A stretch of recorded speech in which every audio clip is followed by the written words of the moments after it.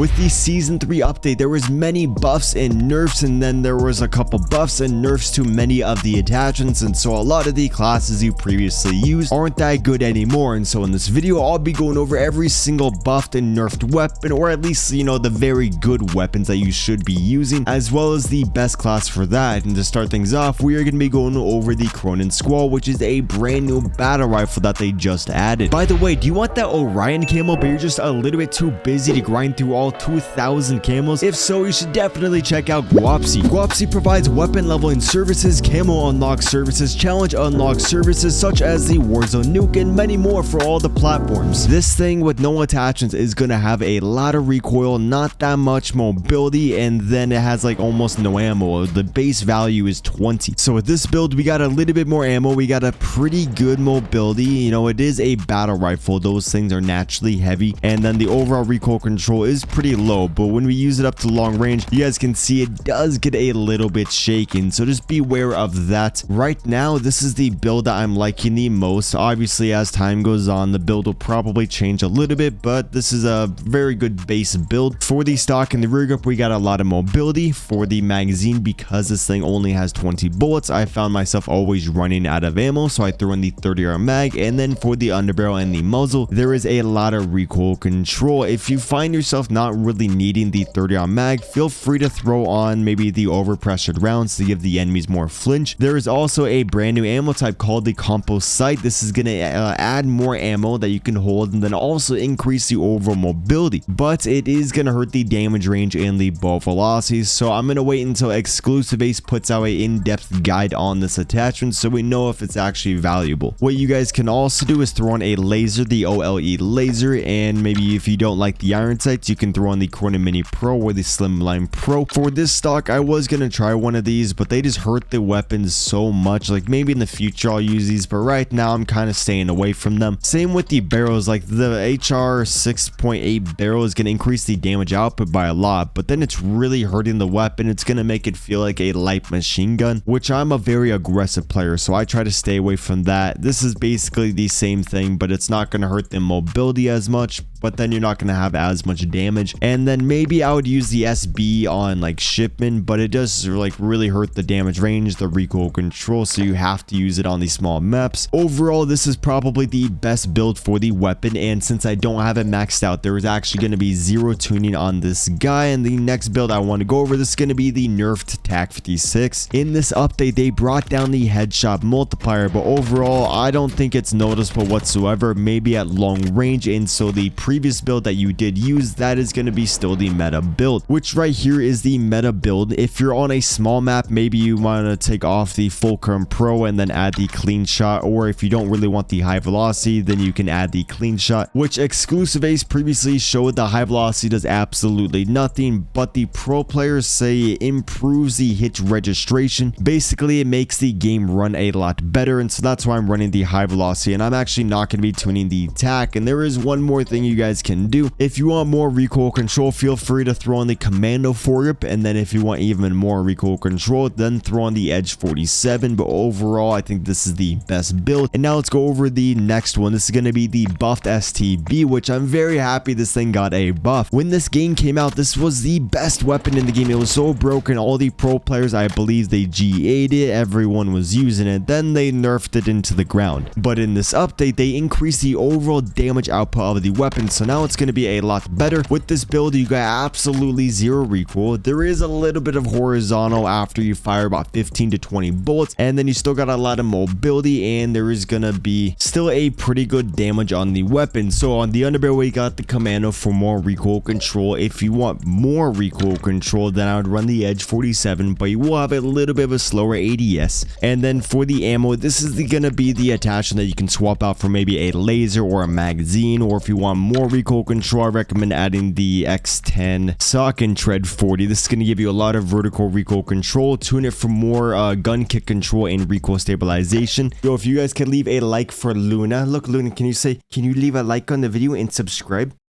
There you go. Then for the rear grip in the stock, we are using these for more mobility on the weapon, since the weapon it really is better if you use it like an SMG or like a very aggressive medium range weapon, and the iron sights aren't the best, so we are running the Cronen Mini Pro with these tunes. That bottom tune is going to be personal preference, and say you're using this gun and you're like, damn, there is just like no damage range on the gun, I really don't like it, then I would take off the overpressured rounds, go over to the barrel and throw on the rear guard. It's going to give you a lot of damage range without hurting the mobility that much, but overall it does hurt the mobility enough to where I personally don't like it, but you might like it. So again, if there's not enough damage range, take off the overpressure, go over to the barrel and throw on the rear guard. Then you might want to take out the commando and add the shark fin 90 so you don't lose as much mobility. So with all that said, here's an overview of the setup, and now let's go over to the next gun. Let's see what the next one is. Oh, let's go over the intervention. So they just added the intervention, which this thing actually has a pretty good ADS speed. You guys can see, you know, a lot of the snipers in this game take a long time to ADS, but this guy, it actually ADS is pretty quick and it's got a pretty good fire rate. I don't know how that shot missed, but overall this is probably my new favorite sniper in the game. Very fun sniper to use. Basically, for all these snipers in the game, this isn't an Escape from Tarkov. We're not trying to play like American Sniper. This is Call of Duty. Just max out the ADS speed so you can go around quick scoping, which honestly makes you a way better player when you do that. And since I don't have this weapon maxed out, I can't actually tune it, but if I were to tune it, I would just increase the overall mobility. Maybe on one of the attachments I would increase the aiming stability so there's a little bit less sway on the gun. But we got the VLK for more mobility. If you don't really like the lasers, you can throw on an optic, or you could throw on the high velocity rounds. And then we got incendiary. Damn, that's probably annoying. Overpressure might be good too.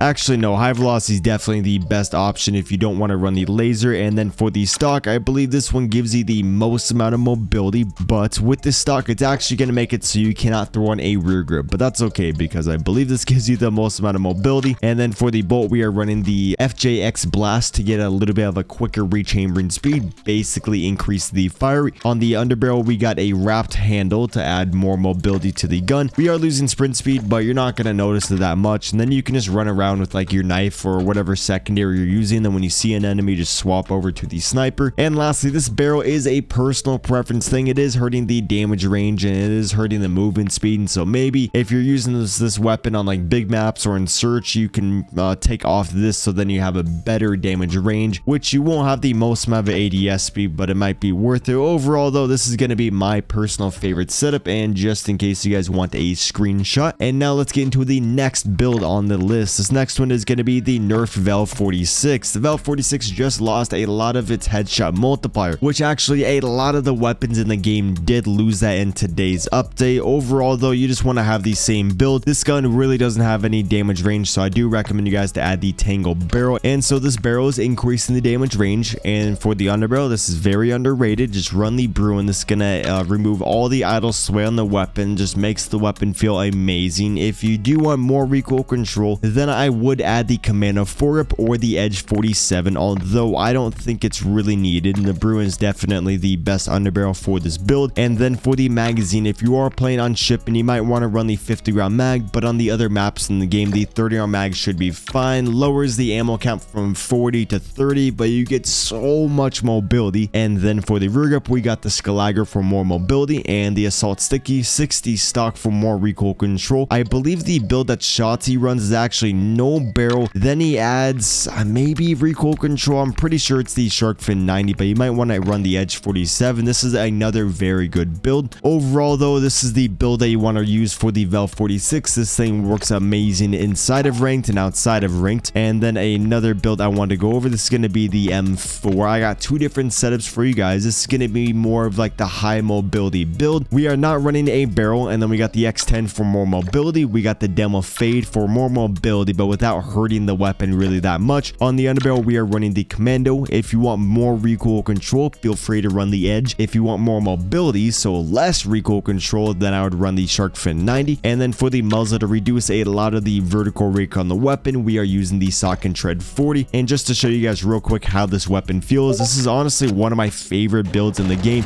So much mobility, absolutely zero recoil, so easy to use. There is one more that I really like though. This is gonna, oh, the M4 SMG. You guys gotta see this. Basically the same thing, but we swapped out a couple things, and we got the buffer tubes. This thing has so much freaking mobility, not that much recoil control, but it's a very fun build. And then the last one I want to show you, this is going to be a very popular setup. You're probably going to like this one the most. Also, if you don't want to run a laser, feel free to run an optic, a magazine, ammo, muzzle, whatever you want. I just like to run a laser. And then we got the high tower barrel with remove tuning. That is kind of weird. So I guess we're not tuning the barrel. The shark fin, the tune it for recoil stabilization, aiming idle stability. Got the Tempest P80 on here, ADS speed, aim walking speed, X10 for more mobility. Tune it just like this. If you want more recoil control, feel free to throw on the commando for that underbarrel, or you can take off the laser and add the FJX or the sock and tread 40. Overall, I think this is going to be people's favorite build because the barrel actually just got a buff, and so now it's not hurting the ADS speed nearly as much,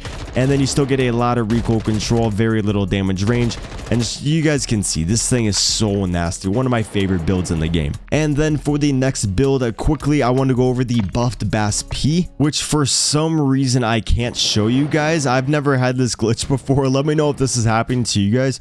Wait. Oh, is that my blueprint over there? Oh, I see. That's actually pretty sick. I've never seen any of this. Is there a way I can get in there?